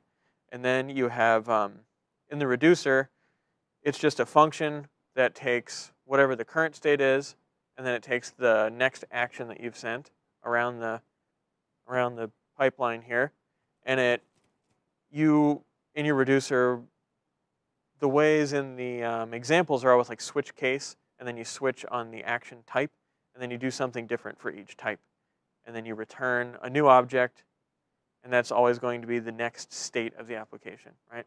So one thing this enables you to do is you can just store all of these in a stack, and then you can always move up and down the stack every time something happens. So like, because I'm using this to fetch the poems, that's all that's happening right now. But so you can see this fetched poems action here. I can just like step backwards one action, and there's no data. And then I can step back forward, and there's the data. But that same kind of mechanism you can have drive like every meaningful thing in your app. So then when you end up with some kind of bug where it's like, oh, why is this thing over here at this point, and then it breaks and it disappears, you can just kind of let the app run its course, run into the bug, and then just drag this little slider back and find what's happening. Each action you can go in and inspect it and say, that was the type, this is what I sent, here's the difference in the previous state to this state. Sometimes it's nothing. So like the debugging experience is just like way up a level. So instead of just like throwing console logs everywhere and hoping that you find something, you have like this really structured, predictable pipe of things going on that you can go through, and usually you can just find what it is. It's just obvious. So that's different than having to inexplicably wrap things in timeouts just so you have it at the right time, or like those digest problems I was talking about. So hate that. So what I did here is, you see this signature right there. Is that familiar to everybody?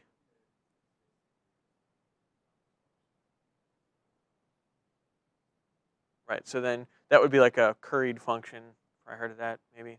It's a big functional programming term, but it's any function that maybe takes more than one argument, but takes them one at a time, so that you can like preload a function with one argument, and then later give it different arguments to complete it in different ways, right? So it's like a tool for abstraction because it lets you encapsulate some part of functionality in a little closure, and then extend it with other pieces so that you're not copying and pasting code. For me, that's what it's for. What I'm doing here is taking fetch poems. I'm doing that in the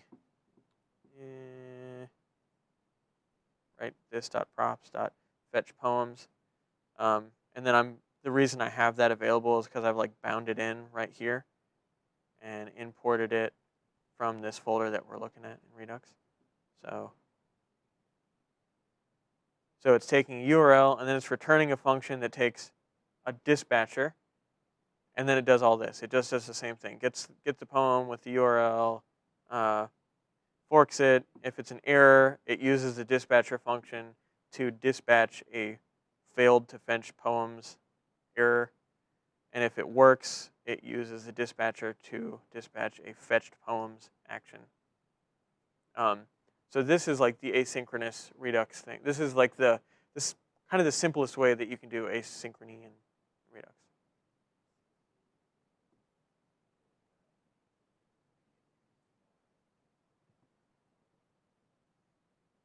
Mike.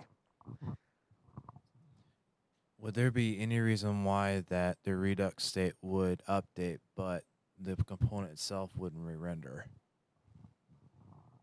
So a good example would be, let's say you do a post, like you'll look for a certain poem for Mother's Day, and you send it out to the server. It comes back. It goes. Obviously it goes through the step process of what happens to that.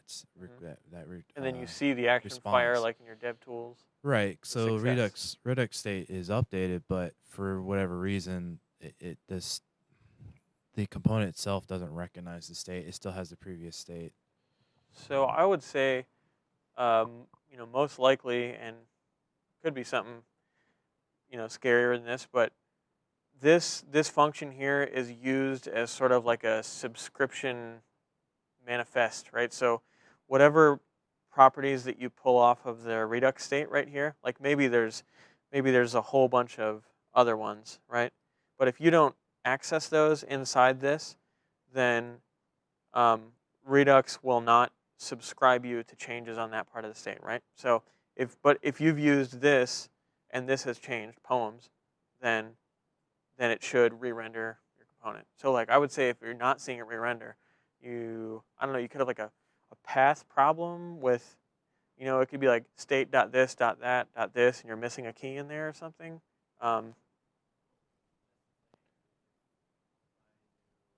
If I log the states of my component, say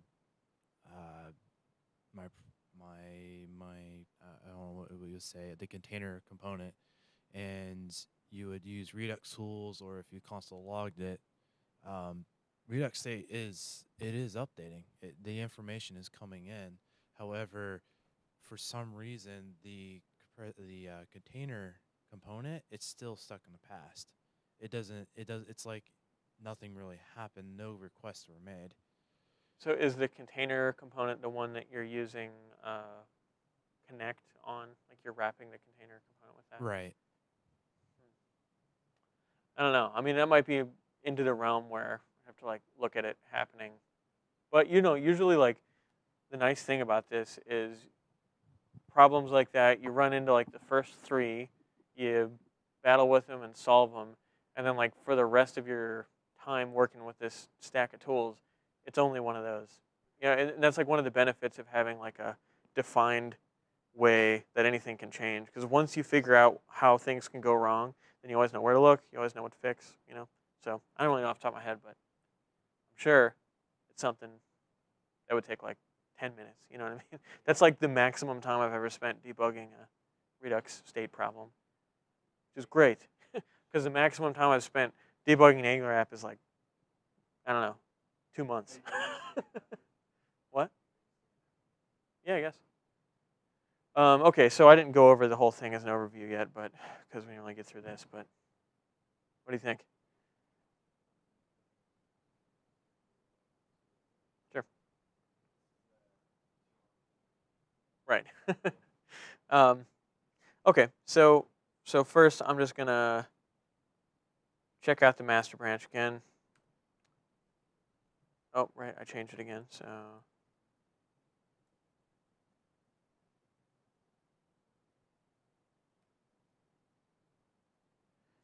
I would normally be using the command line, but it's running the app, and I don't want to stop it.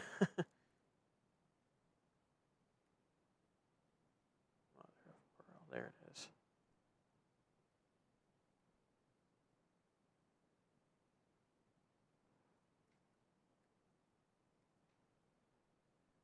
Okay, so we're back over here. The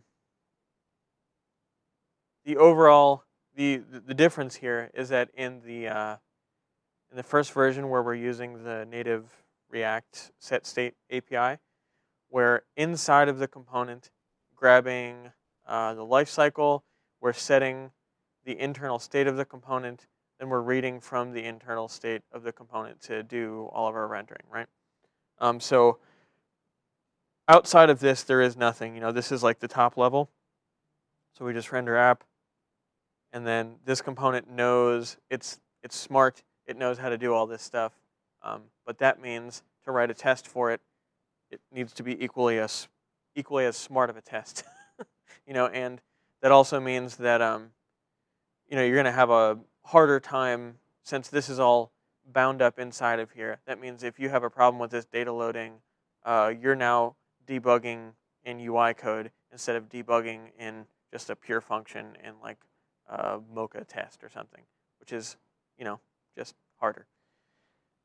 So that you don't have that separation of concerns, right? So then like the point of doing this is that now your component is just a description of how you render the data that you want to end up with. And then how you get that data, you define how do you get it and how you transform it, you define outside of there so that you can import it, test it, and it's generally just like decoupled and it's a different thing. So just what that gives you is just that separation of concerns, that everyone's worried about with JSX, where, oh, we need to keep things separate in 3 files so we don't entangle the worlds. Well, they are entangled, right? And we're not doing anything to disentangle them. What if we work like this? Then we really are keeping our how we render things, how they look, completely separate from how we get the data and how we change the data. And like that's the big picture for me. That's like the summary of my approach to this. And that's where I would draw the line back to the Rich Hickey quote about taking the simple route and not the easy route. The simple route sometimes takes more thought, sometimes it takes more characters, but it helps you later. Summary. So I guess I don't know. There's probably questions, and I know that I probably went too deep considering like the spread of experience in here, but I'd love to be able to, I feel like now I realize this could have been like a 4-day workshop if we go really into everything. But we had this, so the good thing is like I'm on GitHub and Twitter, and I do this all the time, just like you guys. So if you have questions, you now know another person you can ask questions, and an opinionated person, but still helpful. No.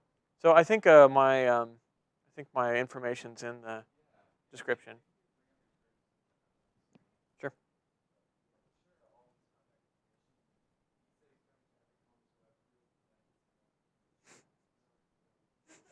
Right. I think I said it with my eyes. You could tell the way I was looking at you.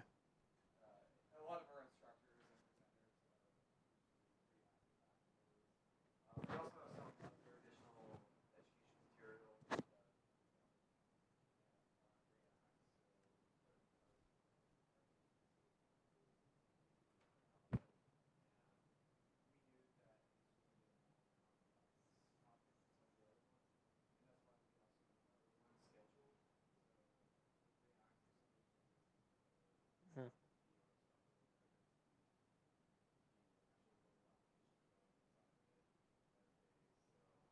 The Sketch plugin now. Brian's really excited about that. It's really cool.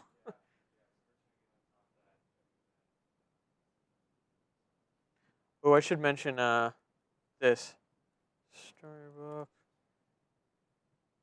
This is huge for me. React storybook. Just want to look at that. I don't know, just write down a link or something. Like these are the kind of things that are like possible because of the way React works. They just aren't possible with anything else that are great. And we don't have time, so I won't go into it. But you can read the README and you'll be like, oh, it's cool.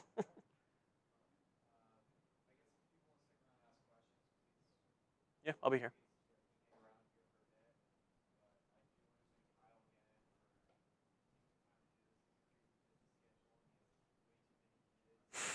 Too many.